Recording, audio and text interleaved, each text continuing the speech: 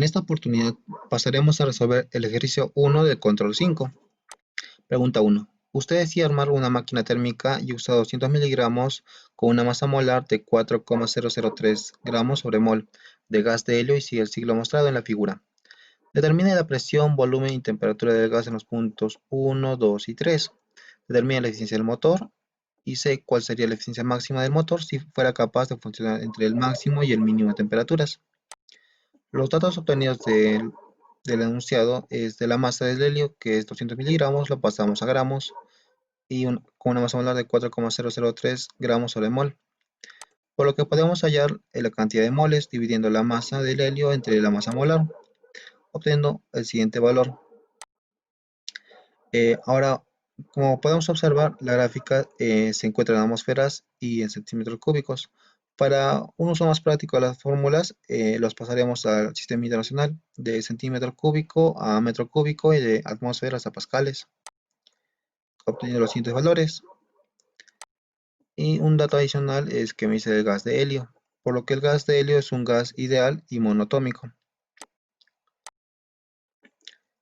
Bueno, antes de pasar, la pregunta A me pide determinar la presión, volumen y temperatura en los puntos 1, 2 y 3. Por lo que, bueno, usaremos la ecuación fundamental de la termodinámica. De la gráfica podemos hallar la presión 1 y el volumen 1, por lo que solo haría falta despejar la temperatura. Y con los valores dados, hallados de la gráfica y de anteriormente, junto con R, que es una constante, tenemos los datos y la temperatura nos daría el siguiente valor. Para la temperatura 2 es lo mismo. Tenemos la presión en 2 y el volumen 2 que vendría a ser el volumen en 1 porque es constante. Y solo haría falta reemplazar los datos y obtenemos el siguiente valor. En el proceso bueno, la temperatura en 3 por dato me dice que es isotérmico, por lo cual es la misma que la temperatura en 2.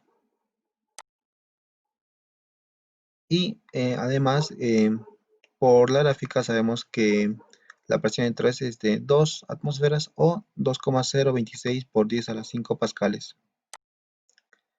En este caso pasaremos a despejar el volumen 3 y los datos los tenemos. Reemplazamos los datos que tenemos y nos daría el siguiente valor de 4,2 por 10 a la menos 3 metros cúbicos de volumen en 3. Con esto tenemos todos los datos que me pide la pregunta A. La temperatura, el volumen y la presión en los puntos 1, 2 y 3, que serían los siguientes. Para la pregunta B me pide determine la eficiencia del motor. Sabemos que la eficiencia es igual al trabajo total sobre el calor dado. Bueno, para este caso pasaremos primero con los trabajos.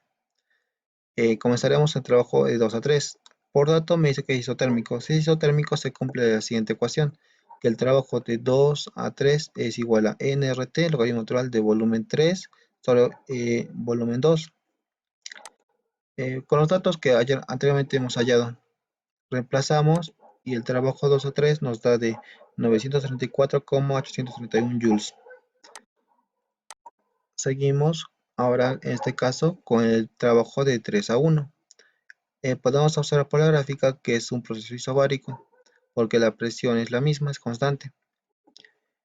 Y bueno, en un proceso isobárico se cumple la siguiente ecuación, que el trabajo es igual a la presión, bueno, en este caso del punto, por el volumen final menos el volumen inicial, volumen 1 menos volumen 3. Los datos los tenemos anteriormente hallados en el inciso A. Solo haría falta reemplazar y el trabajo nos daría un valor de menos 567,28 joules. Continuamos con ahora el proceso de 1 a 2. Por la gráfica podemos ver que es un proceso isocórico, ya que el volumen es constante. En un proceso isocórico el calor es igual a la variación de la energía.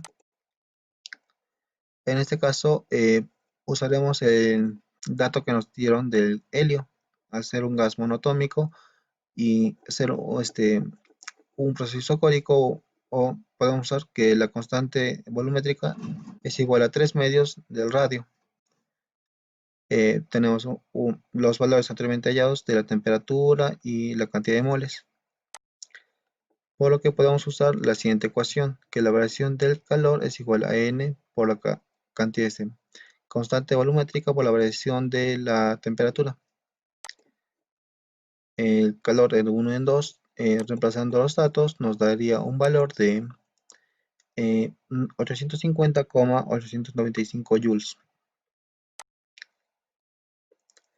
Y al ser un proceso isocórico, la variación interna también es la misma, como dato adicional.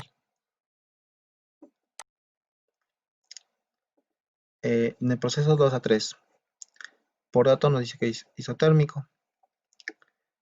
Al ser un proceso isotérmico, la variación de energía interna es cero, por lo que si es cero, el calor es igual al trabajo. En este caso, el trabajo lo hallamos anteriormente, por lo que el calor vendría a ser el mismo valor, de 934,831 joules. Con esto tendríamos todos los datos necesarios para hallar la eficiencia. El trabajo total, que es el trabajo de 1 a 2, de 2 a 3 y de 3 a 1, sobre el calor dado, que es de 1 a 2 y de 2 a 3. Reemplazamos los datos. En el trabajo de 1 y 2 es el único que es 0, porque el volumen es constante, y al ser el trabajo también es el área bajo la curva, vendría a ser 0. Por los demás los hemos hallado y la eficiencia nos daría, bueno, en porcentaje a 20,06%. Con eso sería la pregunta B. Ahora la pregunta C me pide, ¿cuál sería la eficiencia máxima del motor si fuera capaz de funcionar entre el máximo y el mínimo de temperatura? En resumida cuenta, me pide el ciclo de Carnot.